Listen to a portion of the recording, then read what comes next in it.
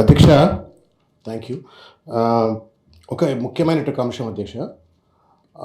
Group 1 పరీక్షకు సంబంధించి తర్వాత GO46 బాధితులకు సంబంధించిన అంశాన్ని తమరి ద్వారా ప్రభుత్వం దృష్టికి తీసుకొచ్చే ప్రయత్నం చేస్తున్నాను. విద్యార్థుల ఉద్యమం ద్వారా వాళ్ళ త్యాగాల ద్వారా తెలంగాణ తెచ్చుకున్నాం. కానీ దురదృష్టం ఏంటంటే వాళ్ళు ఇవాళ వాళ్ళ సమస్యలు పరిష్కారం కాకుండా గ్రూప్ 1 పరీక్ష సరిగ్గా నిర్వహణకులో జరగకపోవడం వల్ల వాళ్ళు కోర్టుల చుట్టూ తిరగాల్సిన ఒక దుర్భరమైన పరిస్థితి ఏర్పడుతూ ఉంది. సుప్రీంకోర్టు, హైకోర్టు ఇదంతా తిరుగుతూ ఉన్నారు. ఒక కీలకమైన అంశం.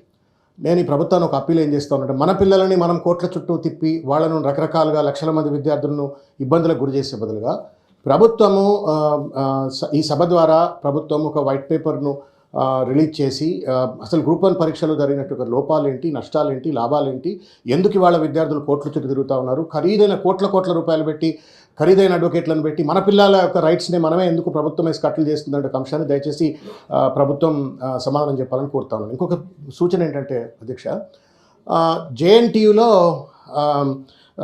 వాస్తవానికి సెంటర్ ఫర్ గుడ్ గవర్నెన్స్లో మెయిన్స్ ఎవాల్యుయేషన్ జరిగింది అని చెప్తారు. కానీ మేము RTIలో వేసిన సమాచారం ప్రకారంగానేమో మాకు JNTUలో జరిగినట్టుగా మెయిన్స్ అంటే చాలా మెయిన్స్ ఎగ్జామ్స్ అంతా కూడా JNTUలో ఎవాల్యుయేట్ అయిందని. So this is a fundamentally flat. CGJలో జరిగిందనేమో ప్రభుత్వం చెప్తుంటుంది, JNTUలో జరిగిందనేమో RTI సమాధానం చెప్తా ఉంది.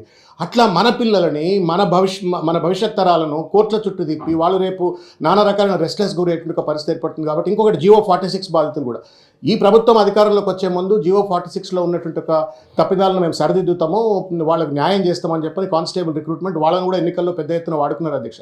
లక్షల మంది విద్యార్థులు ప్రభుత్వానికి అనుగుణంగా ఎన్నికల్లో ప్రచారం చేసిండ్రు.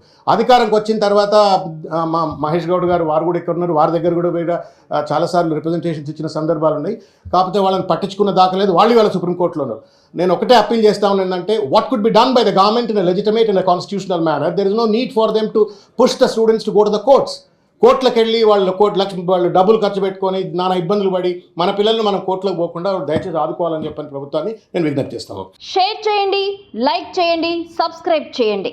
మరిన్ని వీడియోల కోసం బెల్ సింబల్ పై క్లిక్ చేయండి.